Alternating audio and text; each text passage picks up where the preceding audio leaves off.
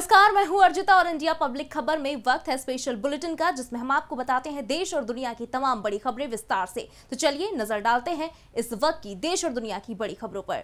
भारत अंतर्राष्ट्रीय मंचों पर अपनी अलग पहचान बना रहा है। इसी कड़ी में वियतनाम के राजदूत फाम सान चाउ ने राजधानी दिल्ली में एक कार्यक्रम के दौरान भारत के लिए प्रेम और आभार व्यक्त किया है।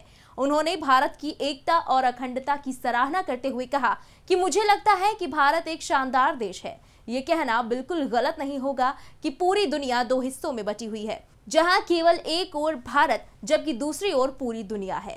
भारत की विशाल विविधता हर किसी को अपनी ओर आकर्षित करती है। वियतनाम चाहता है कि आने वाले दिनों में भारत के साथ हमारे रिश्ते और मजबूत हों।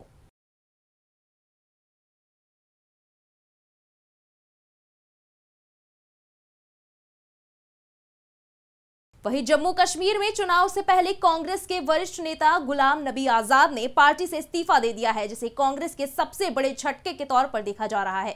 इस दौरान उन्होंने कांग्रेस के आला कमान राहुल गांधी पर कई आरोप लगाए हैं। आरोपों के बीच कांग्रेस नेता दिग्विजय सिंह ने गुलाम नबी आजाद की कड़ी निंदा की और जमकर निशाना साधा। उन्होंने कहा कि आजाद पार्टी जोड़ने की बात कह रहे हैं, लेकिन वो कांग्रेस को तोड़कर बाहर निकल गए। हो सकता है कि उनके उन लोगों से संबंध हो जिन्होंने कश्मीर से धारा 370 हटाई है। दिग्विजय सिंह ने कहा कि गुलाम नबी आजाद जी को कांग्रेस ने संगठन और सरकार में अनेक बार कई पदों से नवाजा, 2 बार लोकसभा सांसद बनाया, जम्मू कश्मीर का मुख्यमंत्री बनाया, चुनाव की हार जीत से बचाकर 5 बार राज्यसभा सदस्य बनाया। उसके बाद उन्होंने कांग्रेस पार्टी छोड़ दी। मुझे इस बात का बेहद अफसोस है। उन्होंने कहा कि राहुल गांधी जी पर लगाए गए आजाद के आरोप निराधार हैं। आजाद ने जो इस्तीफा दिया और जो पत्र लिखा है उसकी मैं घोर निंदा करता हूं।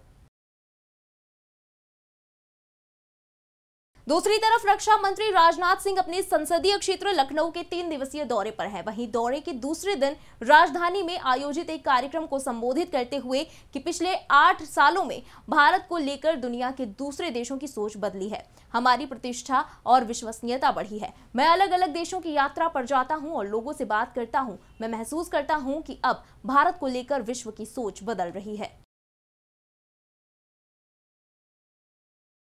इसी बीच झारखंड में चल रहे सियासी घमासान के बीच शनिवार को सीएम हाउस में महागठबंधन के विधायकों की बैठक के बाद विधायकों को सीएम हाउस से 2 लग्जरी बसों से कहीं और शिफ्ट किया गया है।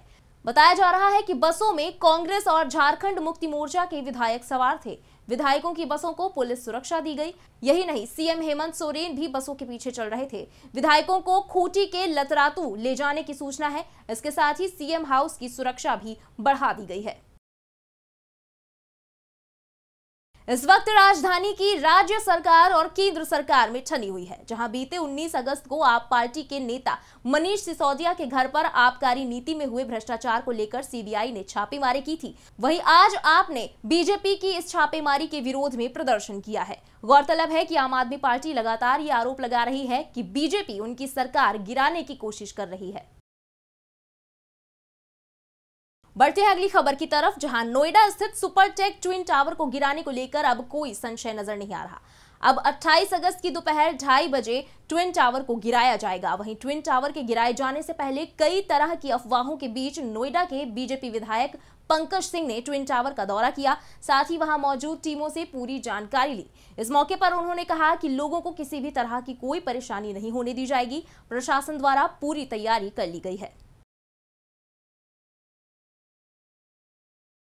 देश के 49वें मुख्य न्यायाधीश के रूप में जस्टिस यूयू ललित ने शपथ ले ली है। शनिवार को राष्ट्रपति भवन में उनका शपथ ग्रहण समारोह हुआ, जहां राष्ट्रपति द्रौपदी मुर्मू ने उन्हें शपथ दिलाई। इस दौरान पीएम मोदी, उपराष्ट्रपति जगदीप धनखड़, कानून मंत्री किरेन रिजिजू, पूर्व चीफ जस्टिस एनवी रमना, पूर्व राष्ट्रपति रामनाथ कोविंद समेत कई लोग मौजूद रहे।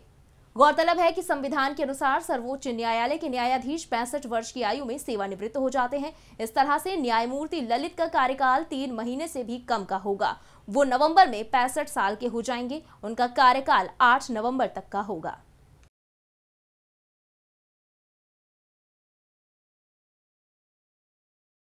वहीं सोनाली फोगाट की मौत के मामले में बड़ा अपडेट सामने आया है। गोवा में अंजुना बीच के किनारे कर्लिस रेस्टोरेंट का मालिक गिरफ्तार किया गया है। कर्लिस रेस्टोरेंट के बाथरूम में ड्रग्स मिला था। इसके अलावा ड्रग पेडलर को भी गिरफ्तार कर लिया गया है। सिंथेटिक ड्रग्स उसी बाथरूम से मिला जहां सोनाली गई थी। वहीं सोनाली मामले में गोवा के सीएम प्रमोद सावंत ने कहा कि पुलिस अपनी जांच कर रही है, आरोपियों को बख्शा नहीं जाएगा।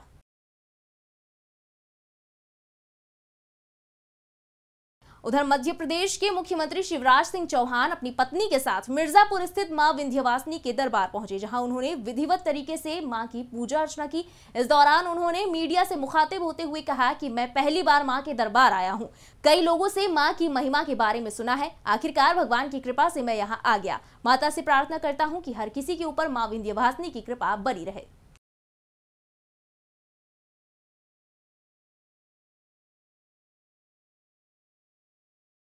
वहीं वाराणसी में गंगा और वरुणा नदी का जलस्तर बढ़ने से जनजीवन बुरी तरह प्रभावित हो रहा है और यहां के हरिश्चंद्र और मणिकर्णिका घाटों के पानी में डूब जाने से शवों का दाह संस्कार आसपास की गलियों में करना पड़ रहा है। हालात के मद्देनजर चिंता जताते हुए अधिकारियों को जरूरी दिशा निर्देश दिए गए हैं। यहाँ के सभी घाट और आसपास के निचले इलाके जलमग्न हो गए हैं, जिससे तटवर्ती इलाकों में रहने वाले लोग विस्थापन को मजबूर हैं।